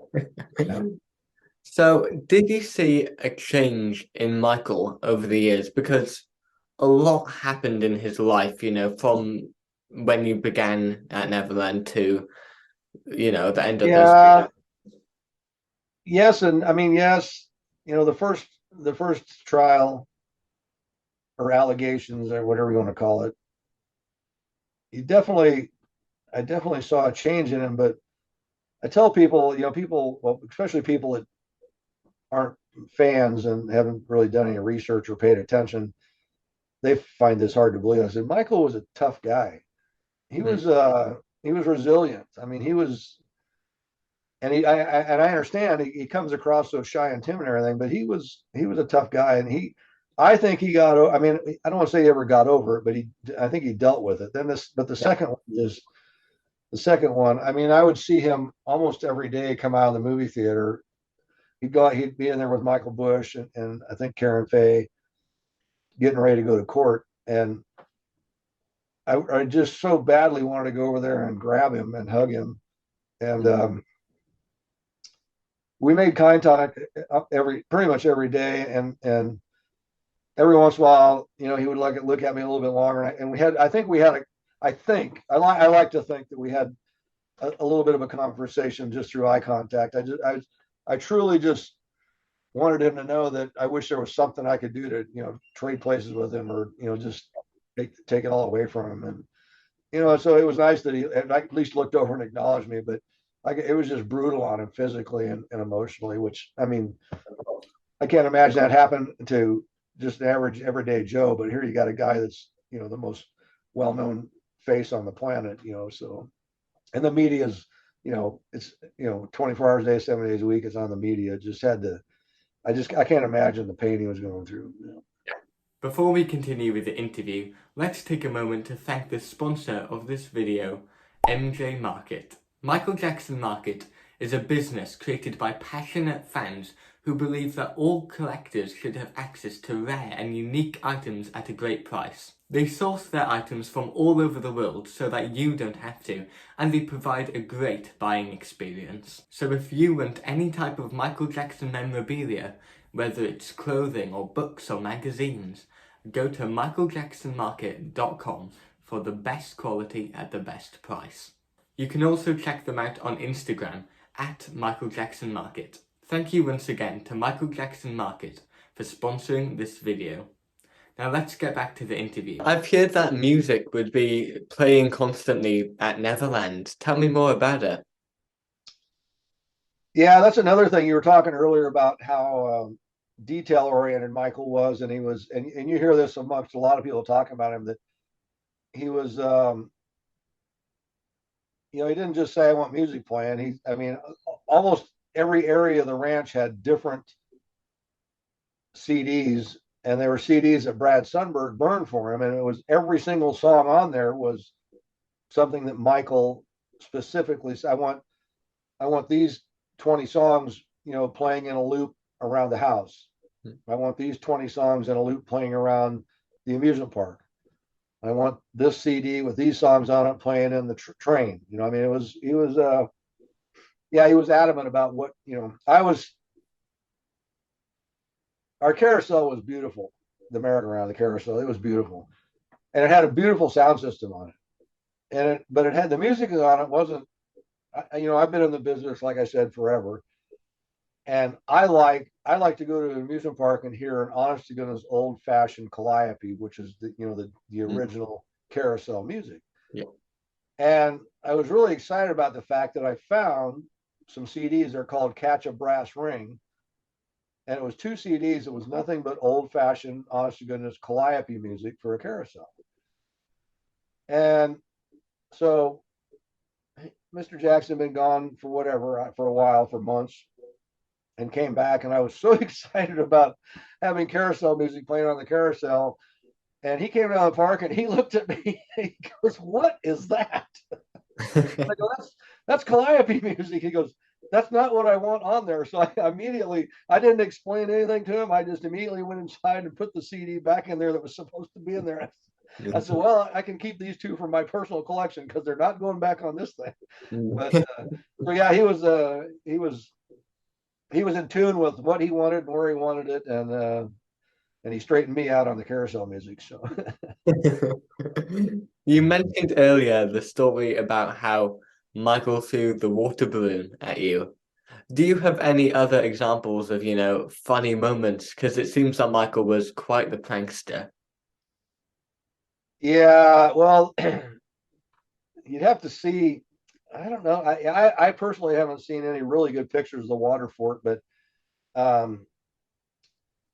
it looks like I've seen some aerial photos, and from the air it looks like there's kind of like 2 cavalry forts. You'll see that the 4 corners, the 2 corners of one fort were painted. The roofs were red, and on the other one they were blue. Well, it was a red team and a blue team, and then along these walkways had a couple of different levels. You go down a couple of steps, up a couple of steps, and there were some zigzags. And they had, each side had 2 or 3 water balloon launchers, these big, like rubber band things. And so anyway, you get a few people on the red side and a few people on the blue side, and they'd have these big giant tubs of water balloons. I think where can you go and have a water balloon fight? And you don't have to blow up any water balloons, because we already had all the water balloons blown up and ready to go. And then there was the 4 corners where there was, the roofs were painted red and blue. Underneath there was actually a water cannon that was like, it was like off of a fire truck. It would shoot a stream of water 100 feet across. And then there was sprinkler heads zigzagged across both sides right about the level of the walkway, the top of the handrail. So the idea was, I would yell go, or whoever was there would yell go, and everybody start throwing water balloons at each other, and the people that were in the towers would shoot water cannons, and everybody got soaked. And then there was a couple of suspended bridges that went between the 2 forts, and you would try to get from the red side over to the blue side, and you try to hit the blue button, and it would turn on the sprinklers and drench everybody on the blue side. Then somebody from there would have to get over to the other side and hit the blue button over there to shut it off. Then they try to hit the red button. So anyway, everybody always got soaked. Didn't matter who got hit by a water balloon. Everybody got soaked. And I remember every time Mr. Jackson was there and we'd have a water balloon fight, every time I was there, he would always say, he'd look at me and he'd go, Big Al, who won? Well, obviously, I always picked the team he was on. So, and then from the pictures, you can't really see, but we had a dunk tank, like the Bozo the Clown dunk tank. Right. And everybody on the losing team would have to take turns sitting on the in the dunk tank, and the winning team would throw baseballs to dunk the the losing team in the dunk tank. And one particular one that we did, it was, if you can, I'm sure you can, in your mind, you can visualize Michael's video Ghosts. Yeah. We had basically the entire crew from Ghost. I mean, we had Stan Winston was there and all the actors in it. And then there was a few people from Stan Winston Studios. And it was, and this was before the video came out. So I had no idea what the video was, but it was, and it didn't even have, I think it wasn't, they weren't calling it Ghost. It was Too Bad, I think. But anyway, they called it the Rap Party. In other words, they were done shooting and going into final production or whatever.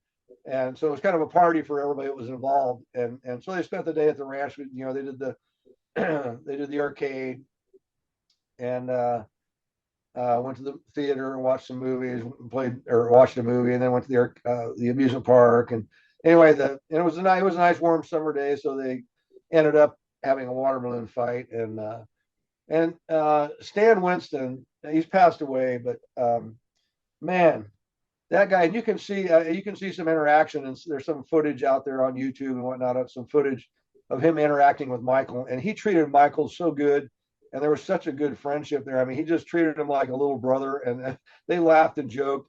And anyway, Stan Winston was on the losing team, and I'm thinking, yeah, here's this big Hollywood director movie guy. He's not gonna get out of the dunk tank.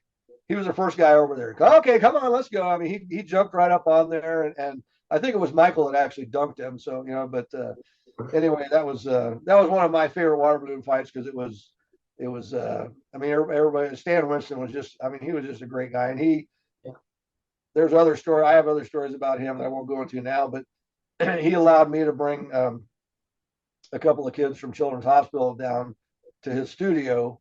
And the thing about, in that business, those studios are not open to the public, because everything is so confidential and it's cutthroat. If this movie studio thinks this movie studio is making a really good movie, they'll try and find out what it's all about. And of course, Stan Winston was involved in some, he did Alien, Edward Scissorhands, Terminator, he did the first Jurassic Park. I mean, you do some research on Stan Winston. But anyway, I got to take a couple of kids from the hospital on 2 different trips down there, and he was extremely gracious and opened up the place and let me come in. And we even got to go in a room. He was in there doing something for, I can't remember what the movie was, but the guy giving us a tour said, no, we can't go in there, because they're working on something that's super confidential and blah, blah, blah. And then I guess he called Stan and told him it was Big Allan. And, oh yeah, he can come in. So I felt really privileged, and the kid that was with me, he was really into that kind of, what they call gore special effects. So it was a huge deal for him. So it was, it was a lot of fun. I mean, that is almost like an arena, or that thought to do the water balloon fight sounds like just incredible. That must have been like, it's like a dream for so many kids. Oh yeah. Well, wow. I mean, everybody loves a water balloon fight, and to have a place that's actually designed for it, instead of just having a water balloon fight out in the backyard. I mean, there was some thought. And again, this is Michael. He had an idea. I mean, I couldn't have thought that up. Now that I've seen it, hey, it's easy for me to copy, but I wouldn't. I said, yeah, you want to have water balloon fights here? You got your backyard's 10 acres, just use that. But I mean, he thought that up, balloon launchers and sprinklers and water cannons. And I'm thinking, yeah, it's a blast. What would you say that you learned from your experience working with Michael Jackson? Oh man, there's a ton of things. I guess the simple thing for me is, I mean, a lesson learned from just being around him was, well, first of all, like he says, it's all for love. I mean, if the world had more love, obviously we'd be much better off. But I think you know, it's like I tell people, I think what I really took away from him is, and I've always been a, you know, pretty low keyed, easygoing kind of guy, but what I took away from him was, no matter who you are and what your resources are. I mean, obviously he had a lot of money, he had a lot of resources, but no matter who you are, there's somebody out there that's worse off than you are that you can reach down and help. Yeah. So you don't have to be a, you know, you don't have to be famous, you don't have to be a billionaire, you know, there's always somebody, you know, you can go help out in the food kitchen at, you know, at the homeless shelter for a day, or buy a turkey and donate it to the, you know, the shelter or whatever. I mean, it's like, yeah, just do whatever you can to help somebody around you, lift them up. That's great. So important. Yeah. Do you have a favorite memory of Michael, one that you really, really cherish? You know, that's a popular question, and that is really hard to answer because there's so many. I mean,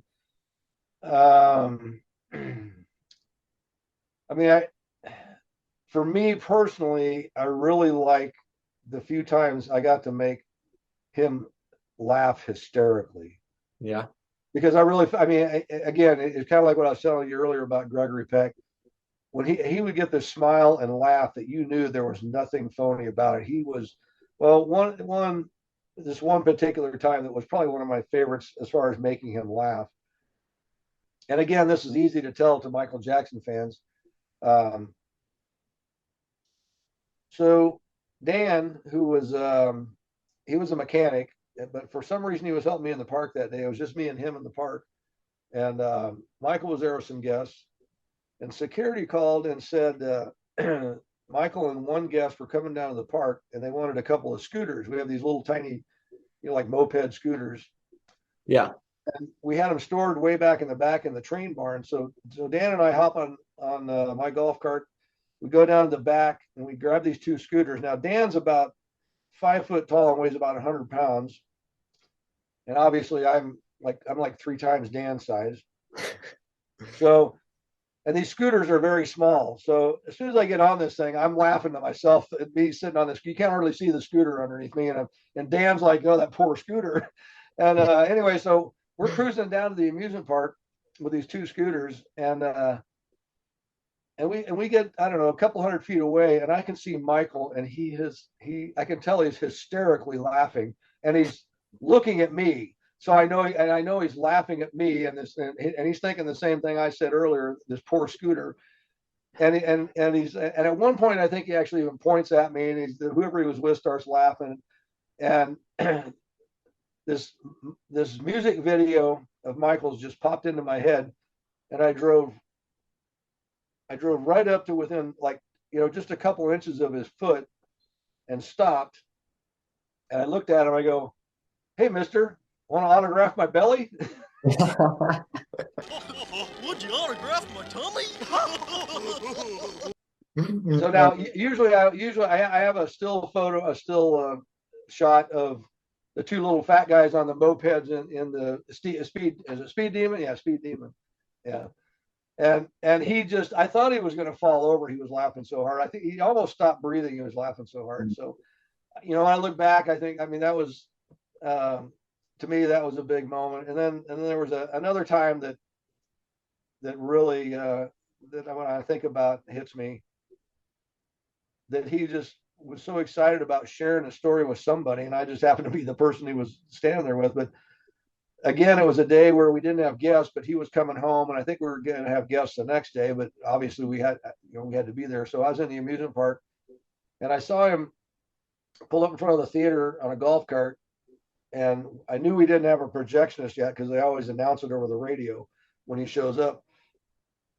So I went over to the theater to tell Michael the projectionist hasn't got on property yet, and right as I get to the front door, the door opens, and it's Michael, and I hadn't seen him in several months. Anyway, he gave me a really big hug, and how you doing? Blah, blah, just some casual conversation. Then he starts talking about he's been in New York, and he's working on the History album, which hadn't been released yet. So again, I didn't know what he was talking about. but he starts talking about Earth Song, and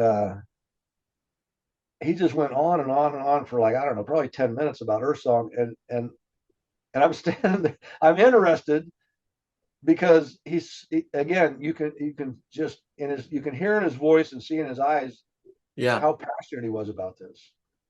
And I felt like an idiot because I had no idea what he's talking about. And he's talking to me like I was in the studio with him for the last 8 months or whatever. But when the conversation was all over, the first thing I'm thinking is, I really can't wait to hear that song.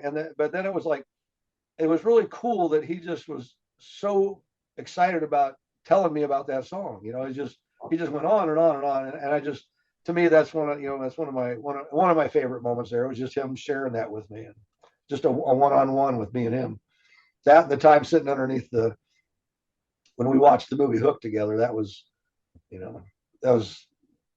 quite a moment. Do you remember what sort of things he was saying about Earth Song? Not word for word, but just what an important message it was. Yeah. And how he really, he just hopes that everybody gets the message from it. I mean, just how important. And he was talking, and of course with Neverland, he loves trees, and of course Neverland, you can see from behind me there, we had thousands of sycamore and oak trees, and of course we had the giving tree, is one of his favorites, or his favorite. And so just the whole idea behind Earth Song, how important his message was, and how much he wanted that message to get out to everybody. So what souvenirs or what, sort of memorabilia do you have from Neverland that you've kept over the years? I really don't have a lot of souvenirs because, well, the whole time I was there, I really, I don't know, like I said, I wasn't starstruck. And I enjoyed every second I was there so much that I never thought about it ever ending. So I didn't feel the need to collect things. But I mean, I do have, he actually gave me a Christmas gift one year. That's a funny story. Security called me and said, you need to go to the library. Now, we had a library in the house, which I'm sure you've seen pictures of it. And then we also had up above the garage, we had what we called the video library, because at that time, we didn't have satellite. We had satellite, but not everywhere on the ranch. But we had it wired up where you could be in a guest unit, and you could look in this catalog of all the movies we had. We had thousands of movies, and you could call up housekeeping or security and ask them to go put this movie on. Then you turn your TV to a certain channel, and you get to kind of like pay-per-view or whatever, But yeah. And so I get to the house, and I go inside, and I ask the housekeepers, I said, "Where's Mr. Jackson at?" And they say he's in the library eating lunch with his guests. He had 2 or 3 guests there. So I'm thinking, well, he's in there eating lunch. I don't think he wants me to come in there. So I went back to the phone, and I called security. And I go, did he want me to go to the library in the house or to the video library? And they kind of let me know in a certain tone. They said, Mr. Jackson is in the library and he wants you to come in there. So I walked in there, and I looked at him, and he was eating lunch with his friends. And I knew his guests, and they knew me, and we all, hey, how's it going? Merry Christmas, blah, blah, blah. And he points to, he says, see those, there's three gifts that were wrapped in gold foil, really nice gold foil wrapping. And he goes, I want you to take those 3 gifts. So I picked them up, and I'm standing there looking at him like, where am I supposed to take them? And he looked at me like, I think if I just stood there another second, he probably would have called me a bozo or something. But he looked at me like, he goes, they're for you. So I almost lost it right there. I go, wow. I said, okay, thank you. And I walked out, and I'm really cool. I walked through the house, past the kitchen people and the housekeepers, trying to keep my cool. And I put it all in the golf cart, and I drove really fast up to the office. I couldn't wait. It's like a kid on Christmas, I couldn't wait to open it. And anyway, the lady that was in charge of the housekeeping is up at the administration building, which is where I was going. She smoked, and so she would go up there and have a cigarette. And so she's watching me tear I'm telling her about these gifts, and she's watching me tear the package apart. And she looks, and she's got this look on her face like I'm doing something wrong. And I go, what? She goes, look at what you're doing. And I looked, and I realized that this package I'm ripping open, Michael had written a note to me on the front of this package. And so luckily I hadn't done too much damage, so I was very careful with the rest of it, and taped that little piece back together. But so that's a souvenir that's a one of a kind souvenir there that nobody can duplicate. And I got a couple of uniform shirts from our casual uniforms were just a maroon golf shirt with a Neverland logo, and I got a jacket, from Neverland. So I have a few things. I do have one of Michael's black fedoras. I wore it at Thriller Night. I went as one of the Blues Brothers, and Jake Blues wears a black fedora. I said, so I have one of those. I don't have to go buy one. I have one of those. And so, which was kind of funny because there was two other guys. They were part of an entertainment. They had something to do with something that was going on there. They weren't guests. They were guests, but they were actually vendors that had something to do with putting the whole production together, Thriller Night. And they were both dressed as the Blues Brothers. And we actually struck up a really nice conversation, and we're talking, comparing outfits and blah, blah, blah. I said, yeah, but you don't have one of these. And I took that hat off, and they both bowed down and said, okay, you win. Oh, that's the most important thing, I guess, is all the memories I have. So yeah, of course. Something that's, really struck me is how many different stories you have, and they're also unique. And it just seems like you had such a great time there. Yeah. It was. There were some.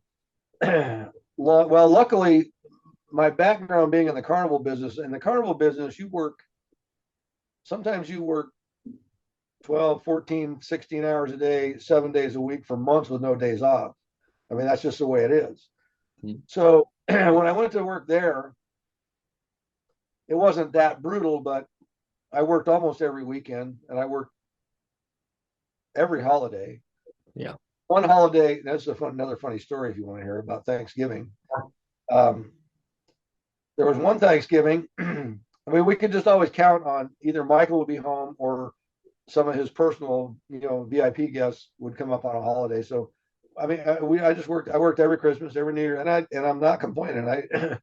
Well, there was enough of us working there where we could split the hours up, and everybody got to go home and spend time with their family at some point, so. But anyway, we got Michael's home the day before Thanksgiving, and we didn't have any guests, and I don't think we hadn't gotten any security clearances for any guests coming in. And I found out through the head housekeeper that he had let everybody know that the next day nobody had to come in, which I'm thinking somebody's got to come in and cook, but they said, no, he can take it. Believe it or not, he can take care of himself. We might have to do a little extra work the next day because it might be a mess, but he can take it. So anyway, so I'm like, okay. I said, and I had nothing planned for Thanksgiving, but so the next day, I'm actually at the grocery store getting some chips and beer and some salsa or whatever. I'm going to go because in the U.S. there's a lot of football on Thanksgiving, and so I'll just go home and watch football, take it easy, whatever. And while I'm in the store, at this time, this is when we still had pagers. Not everybody had cell phones. Anyway, my pager had a 911, and it was the big cheese down in Los Angeles. And it was the day before, 1 or 2 days before, one of our guys in the zoo was in a really bad accident. And I thought maybe there was something, some bad news about this accident or whatever. So I immediately called, and she goes, "What are you doing?" And I go, "That," and she was like in a joyful sounds, and I'm like, "Well, that doesn't sound like a 911 call." She laughs.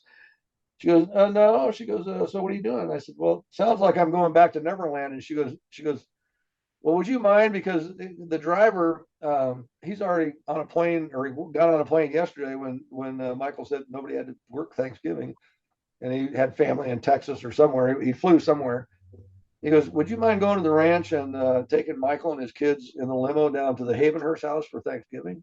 And I go, man, that'd be great. Sure, no problem. He goes, the security is making sure it's full of fuel and clean it up and they'll park it in front of the house and, just let the house know when you're there and ready to go, and they'll let Michael know. So I got to go, and I didn't know how when he normally left the ranch, there's two ways to go down south. One of them is over the San Marcos Pass, which it's about 15 miles shorter, but it's a pretty windy mountain road. I personally don't like it because they have a lot of accidents up there, and it was right at sunset. So I asked him, I said, they got in the car and I said, well, do you usually go over San Marcos Pass or down the 101? And he goes, doesn't matter to me. And I said, well, I said, really the 101 I think is better. It's a freeway, it's safer. And he goes, safety first, do whatever you want, you're driving. So I drove him down to the Havenhurst house, and I got the car in, got them out of the car, and then the security guy wanted me to turn the car around back out and then back in because he wanted me to be in a position where when Michael got ready to leave, there wasn't going to be any blocking me in or anything. So then a little bit later, Michael comes. I'm sitting in the back of the car. They didn't really make a mess, but I just went back there and made sure everything was nice for the trip back. And I was watching a movie and just sitting there relaxing. And Michael comes out. And he asked me if I wanted to come inside and have Thanksgiving dinner with them.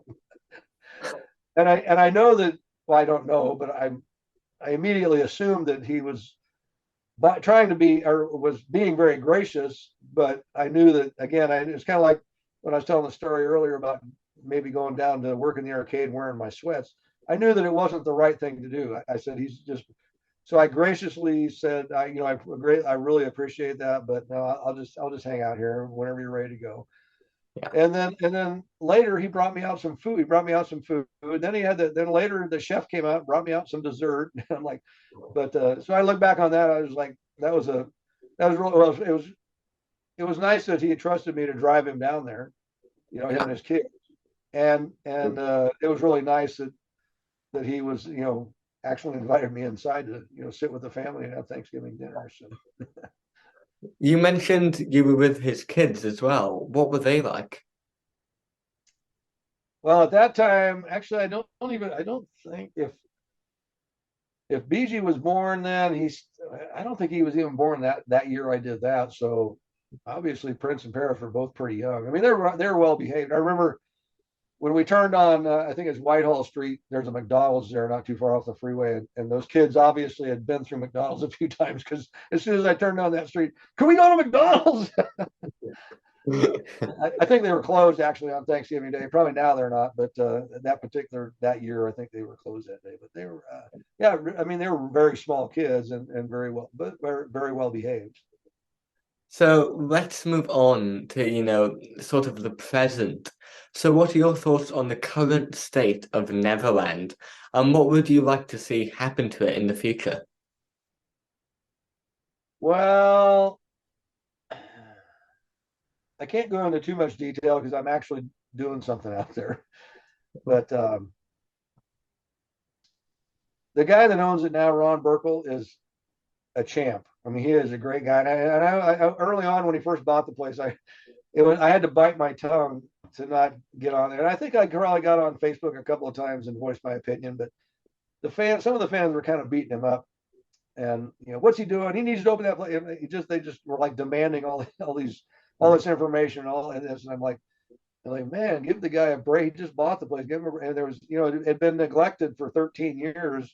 I mean, I don't want to say neglected, but it wasn't very well maintained because nobody was using it. I mean, the guy that was partners with the estate on it did a somewhat halfway decent job of keeping it up, and he did have a couple of corporate parties out there and whatnot. But this Ron Burkle, I had actually met him way back when Michael was alive.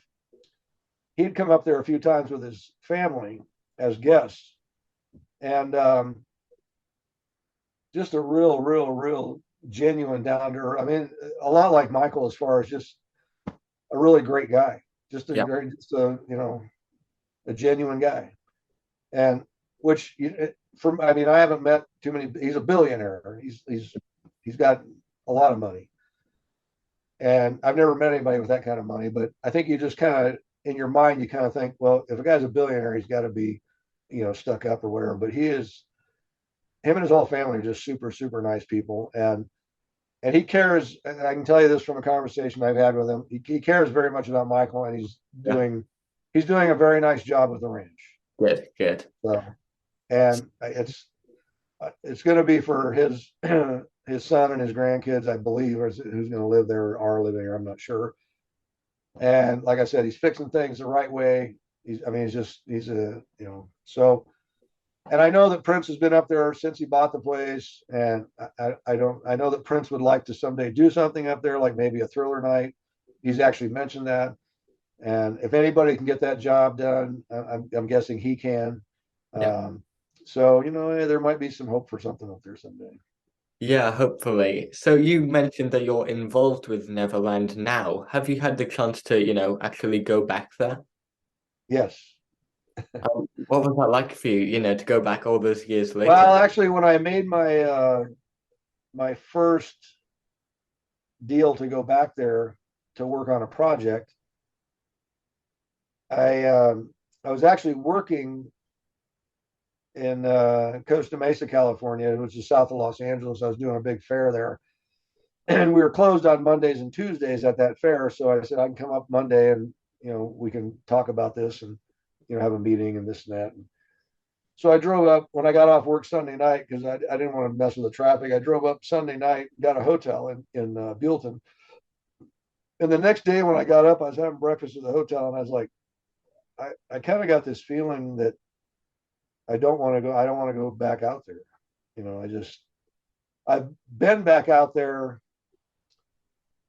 before Michael, after the ranch closed, but before Michael passed away, I'd been out there when they loaded the steam train up to take it to storage. And Michael was still alive, and it just about killed me to go out there, and just about killed me again just to leave that because I drive. There's a sign. I'm sure you've seen pictures of it. There's a sign that says "Goodbye for now." Yeah. And another thing that Michael, I mean, usually when you leave someplace, goodbye, thanks for coming. Yeah. Michael said goodbye for now because he knows if he did things right, he knows that everybody was out there had the time of their life, and he wants them to psychologically or subconsciously, that sign's telling them you're going to get to come back. Goodbye. It's not goodbye. It's goodbye for now. So I went past that sign the last time, and I'm like, no, I'm never coming back here because I just, like I said, Michael is still alive, but because of everything that was going on, I just figured that was it for Neverland. So, but back to what's going on there now. He's doing a very good job of taking care of it, and going there for the first time after Michael passed away. It was, like I said, I was at the hotel and was almost going to call up and go, I can't, you got to come out to the front gate and meet me. I can't go in there again. And then when I got there, I decided, I got to do this. And so I get there, and then it was really weird because I had to sit there at the security thing right there at the front gate and fill out a confidentiality form. And they, and I know they didn't know me. And hey, I'm Big Al. I know my way around. I had no business saying that, but I felt like, I know where I'm going. You don't need to, I don't need it, because they were waiting for an escort to come get me. I know where I'm going. So it was kind of weird, being in there as what, as far as they were all concerned, I was a stranger, So yeah, that was kind of weird. And then one of my, I've been there a couple of times. One of my trips there, and this was one of those eerie moments. The railroad track is still there, and they were talking to me about getting a train for the small track, and I was looking into some options, and I know that the estate still owned both of the original trains, and they were in storage, and I'm sure the accountants were tired of paying storage bills, and I knew that Ron knew, well, I wasn't sure, but I figured he, being the position he's in, he could communicate with somebody in the estate about the train. So anyway, the small red train wound up back there, the one that was originally there. Mm. And So I'm there I've been there all day doing some work. And now I'm walking all the way down from the amusement park, all the way down to the back end of the ranch to where the small train barn is to inspect it. And it's about from the amusement park, it's like, I don't know, half a mile, three-quarters of a mile. So I'm walking and walking, and it's like 5 o'clock at night, pretty much nobody's there. And like I said, pretty much all the employees have gone. And I get down there and the train's hooked up like it's going to go somewhere, but it's just, but no, I know nobody's around. So it's just, they hooked it up for whatever reason. And I'm standing there in the building. It's a 3-bay building. We had the first bay had a pit to pull the train over if you had to do any maintenance work from underneath. And the train, one coach would stay there, and then the next 2 bays each had a coach in them. Anyway, they're all hooked up. All the coaches are all hooked up, and so I'm just kind of standing there, reminiscing about the old days, and so then I thought, well, I guess I better go start. So I go over to the train and I'm looking at it. I start at the very back, and I'm looking at the first car, and then I get to the second car, and all of a sudden the music starts playing.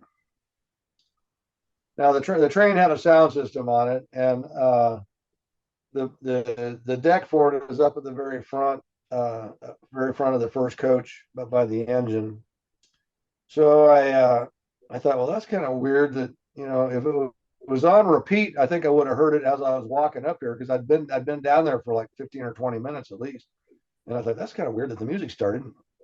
And then I realized not only did the music start, but the CD that's playing is the CD that was in it 13 years ago when it got pulled out of Neverland. That's a custom made CD that Brad made per Michael's instructions, and it was playing. When I started recognizing the songs, then I got a little freaked out. My hair on the back of my neck stood up. I'm looking around like, Michael's watching me down here or something. So that was kind of a trippy moment for me.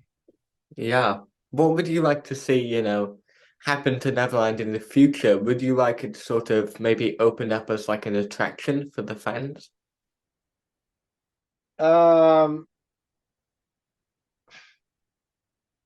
I mean, it would be nice, but it can't happen. I mean, No. and it has nothing to do with the current owner.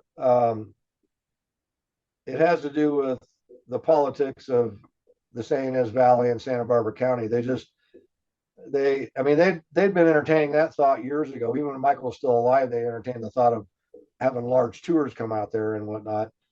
And the local community really liked Michael. I mean, he played a big part in a lot of, we had our own fire department. We responded to a lot of emergencies because that area is, the first responders that area are volunteer, and they're 15 or 20 minutes away, and we were like 5 minutes away or less. So and the amount of people that he employed there, the financial impact, and just all the things he did for the schools around there. I mean, just the list goes on and on and on. So the people there liked him, and they loved having him as a neighbor, and even some of the people that you would think would be just downright redneck, they were out there, yelling at people to, leave him alone during the trial and stuff. I mean, they all stuck up for him, but they were not going to put up with, tour buses or carloads of people coming out there. And I just don't think the county zoning would have ever let it turn into a Graceland type attraction, Yeah. And, I hope that something can happen out there one day with the fans. I mean, I don't think it's going to be a regular thing, because I think Mr. Burkle really wants it for his kids and his son and his kids, which is Ron's grandkids. I think that's the purpose of that, was for them to have a nice place to grow up, So, I mean, I'm just glad that he likes Michael and he respects Michael, and that he's doing a nice job restoring it. And Definitely. we'll just have to see what happens. I mean, I know the fans really want to go out there, and I hope someday that they can do something. Maybe it'll become an annual event. Once a year, do something out there, and it's going to have to be. It can't be a huge. It's going to have to be, structured. It's not. It can't be a free for all. And I hope that whoever goes out there respects the fact that it's somebody else's property, and doesn't. I mean, at the very beginning, there was a lot of trespassers taking pictures. And I go, that's, that you want to develop a relationship between the new owner and the fans. Then you can't be going out there and trespassing and taking pictures and then writing things about Ron that you know nothing about. So I'm hoping that the fans will just be respectful of. I mean, he lets them come, and all he asks at the front gate is don't step on the flowers, which, I mean, that's not an out of line request. And I think they would prefer that people don't write on the walls, but they haven't cleaned any of it off, and they just ask they don't step on the flowers and don't block the driveway. So I mean, it's I just hope the fans will give it some time and see what happens next before they get too radical. That's really interesting and great insight. So thank you, Al. Now, for the final question, what are you working on at the moment, and what are your sort of future ambitions? I personally think it'd be great if you wrote a book with all your stories. Well, I have some really good friends that lived in Las Vegas that have been telling me that since I started working there. Actually, these people came out and helped me at one of these big events. I think it was, I don't know, anyway, it was a big event. It might have been the golden ticket. But anyway, again, it wasn't until I really started communicating heavily with the fan base, and I actually have no idea how to write a book, and I wasn't very good in school, but I've had a couple of people that offered some help. One of them was these friends of mine in Las Vegas, and she's absolutely trained to take whatever I write down and go through it and check me on grammar and spelling, and you need to add more to the story or take the, whatever. I mean, so I've got a couple of people as far as, publishing, and but it was like, and I've heard other people that actually wrote books like say the same thing. So it's not just me, but just getting started. Yeah. So finally, what I did was, because I told you, I'm not good at timeline, other than I know that the first couple of weeks I was there, I got hit with a water balloon. So that would definitely be the opening story of the book, probably. But so what I did was I started thinking about it, and all these Zoom meetings and the podcast from MJCast, that's all really helped me, because now I go back and I have a hard time listening to myself, but I go back and I listen to these stories. So I came up with a big list of categories. So like I wrote down Christmas. So now I've written a bunch of stories about Christmas. I wrote down Thanksgiving. I've written a bunch of stories about Thanksgiving. Just different, the water for it. I mean, just like all the topics that you brought up. So yeah. I wrote all those down as topics, and then I start telling stories. So now I'm almost to the point where I have enough of them written down where I'm going to ship them off to these two people who are going to help me with, checking my ability to actually write a book that somebody will read. And then my hope is, and I know this is, if there's anybody out there who's written a book, they'll probably send me a message saying you're out of your freaking mind. But I'd really like to have this done and available for his 65th birthday. But I realize that's only like 8 months away. So yeah. So I don't know, but anyway, it's at least and actually I told that when I was at Kingvention, I saw one of the people from the book club, MJ Book Club, was there.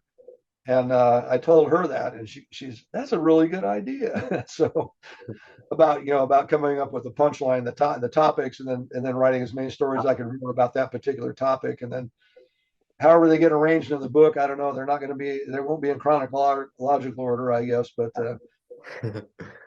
I'm assuming is all the nice comments I get from after I do something like this. I'm assuming that some of you guys will be reading it anyway. So. Oh yeah, absolutely. That's what I was going to say. I mean, the fans would love that for sure. So wish you all the best. Yeah. Now, Big Al, I mean, you've had just such an interesting and fascinating experience with Michael, and throughout your whole career, how you went from touring with carnivals to working with the King of Pop. But if you had the chance, what advice would you give your younger self? What sort of do you know now that you'd wish you known back then? Well, luckily through all the way from a little kid up until now, I've really never gotten in trouble, so there'd be no advice there. And I guess it's easy to, think about some mistakes you've made in life, but then if you really think about it, I mean, I look at my life, and I mean, there's a lot of things I did. Well, all those years I was in the carnival business, there was some hard work. Like I said, I mean, 80, 90-hour weeks and backbreaking work and driving all night in a semi truck, after you've been up for 30 hours, I mean, a lot of dangerous stuff. But again, I look back on it and I go, every down moment, there was a lesson to be learned. And I think if you don't go through life like a roller coaster, no pun intended, but if you don't go through some valleys, some ups and downs and learn things, if you have too sweet of a life, I don't know what you wind up with. I mean, so I don't know if I'd have any advice for myself or not. I really don't. That's interesting. Well, when I was in King Benton, my back I mean, I couldn't hardly walk 50 feet without having to lean against a wall for a while. But I guess if I had some advice, I'd figure out how to take better care of my back. Well, like I said, thank you so much, Big Al, for being here and for doing this interview today. It's been a pleasure talking with you, and I can't wait to share this interview with my subscribers so they can hear your stories. But before, you know what, like I said, I love telling these stories, and the more people that hear them, the better off Michael's legacy will be. Hopefully, I mean, that's what I hope we all get out of that, is shares a little insight to what he was really like. Absolutely, definitely. Now, before we go, do you have any social media or any sort of projects you'd like to promote? I don't at the moment. I think when I get a little bit farther along in my book, I'll probably start a new. And I'm totally lame on how to do Facebook. I only have one Facebook page. I right now, with all the Michael Jackson fans, I wish I would have started. Actually, I had one that was called something to do with Neverland, and somebody reported. And again, I don't know how this all works with Facebook, but I got reported for being imitator or something like that. And I go, well, I'm Big Al, and I'm from Neverland. I don't know. I mean, how do you prove it? But anyway, I probably will have another Facebook page when I get a little bit farther along with this book, but that's the only thing I really get on. I mean, I have a Twitter account, but I never go on there. I have a TikTok account. I never go on there. I'm not. I almost wish I wasn't on Facebook, but it is. There are some good points about it, and I love being able to communicate with the fans and whatnot. So yeah, just Al Scanlan on Facebook, and that's it for me. That's excellent. So, like I said, thanks so much for being here, and thank you for sharing your stories and your incredible insight. It's been a pleasure. So, all right, well, it's been a pleasure for me too. Have a great weekend. All righty, you too. Take care.